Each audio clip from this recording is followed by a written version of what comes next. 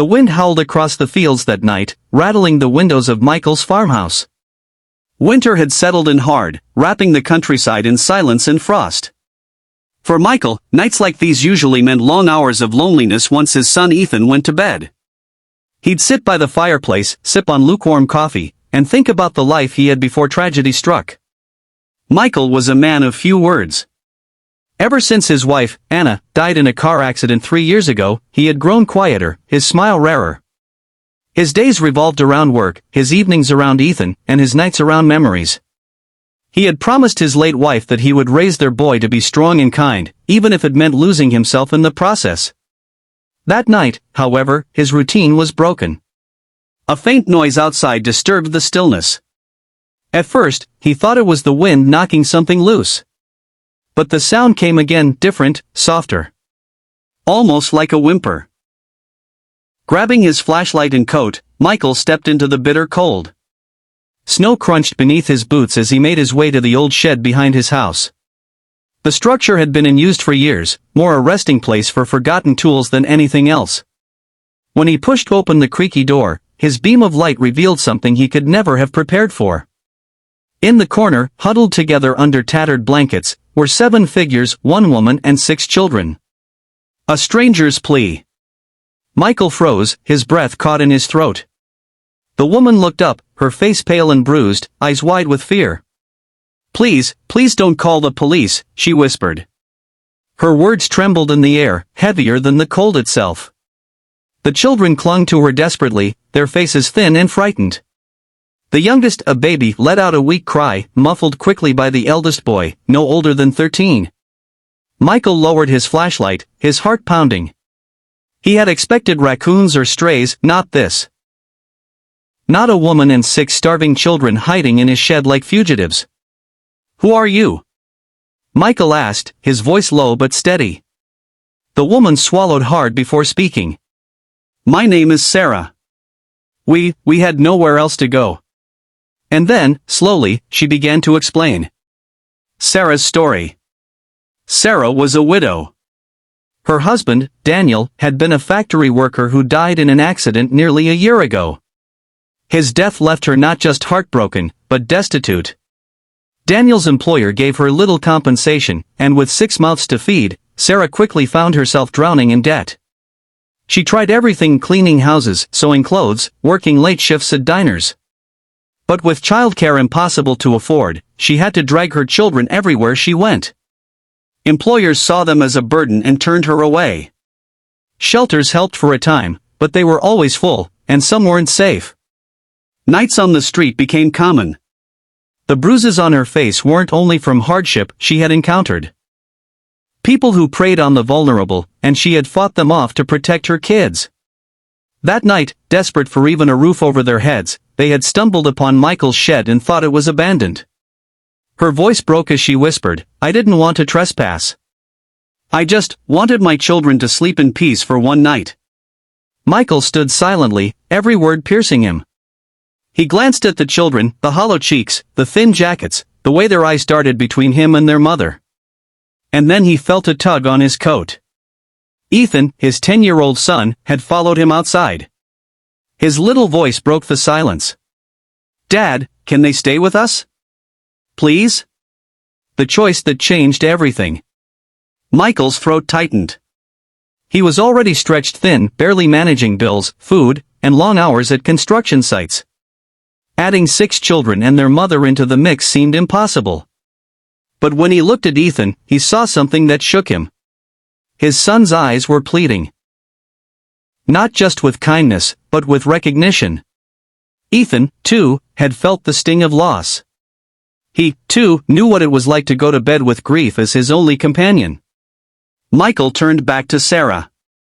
"Come inside. All of you." Sarah's lips trembled as tears streamed down her face. The children followed hesitantly, shuffling into the warm farmhouse that would, unknowingly, become their new home. That night, Michael's life changed forever. The struggles of a new family. The first week was pure chaos. Michael had 1 bedroom for himself, 1 for Ethan, and a small guest room. With 8 new people, they had to improvise: sleeping bags on the floor, blankets spread across the living room. Food became the first crisis. Michael's fridge was nearly empty, and he had planned his groceries for just 2. Feeding 9 people was a different battle. That morning, he handed out the last of his bread and scrambled eggs, dividing them into small portions so everyone had something. The older kids ate last, letting the younger ones finish first. Michael noticed and felt his chest ache. Children shouldn't have to sacrifice their own hunger. Community reaction. Word spread quickly. A neighbor spotted Sarah's children in the yard and whispered, "Michael's taken in strays." At the grocery store, Michael noticed the stares. Some people shook their heads. Others muttered that it was irresponsible. One even asked him bluntly, "Why would you bring trouble into your house? They're not your problem." But for every critic, there was also kindness. An elderly woman left a basket of fruit on his porch. A farmer down the road dropped off extra milk and eggs. Slowly, compassion began to outweigh suspicion. New challenges. Money troubles. Michael worked construction, but with winter storms slowing projects, his hours were cut. He picked up night shifts where he could, often coming home exhausted. His hands grew blistered, his back sore, but he refused to complain. Sarah noticed. She begged him to let her work, but her leg, still swollen from an old injury, slowed her down. Instead, she started sewing clothes for neighbors and baking bread. The older kids helped sell them at the market, slowly earning a trickle of income. Emotional scars. The children carried invisible wounds. The eldest boy, Caleb, blamed himself for not being strong enough after his father's death. The middle children struggled with nightmares and trust. The youngest clung to Sarah constantly, terrified she would vanish too. Michael tried his best.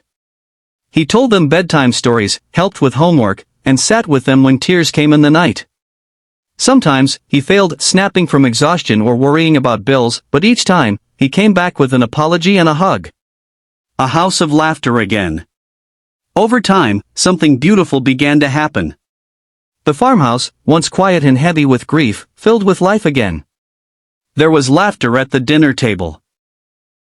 Pillow fights in the living room. Evenings where Sarah sang lullabies while Michael fixed broken toys. Ethan, once lonely, found brothers and sisters to share his days with. His smile returned, brighter than Michael had seen in years. For the first time since Anna's death, Michael felt like his house was more than just walls, it was a home. The breaking point. But just when things seemed steady, disaster struck. One night, while Michael was at work, a fire broke out in the kitchen.